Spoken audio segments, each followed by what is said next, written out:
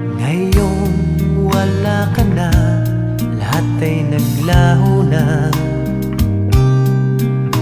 Buhat ng mawalay, nawalan na ng pag-asa.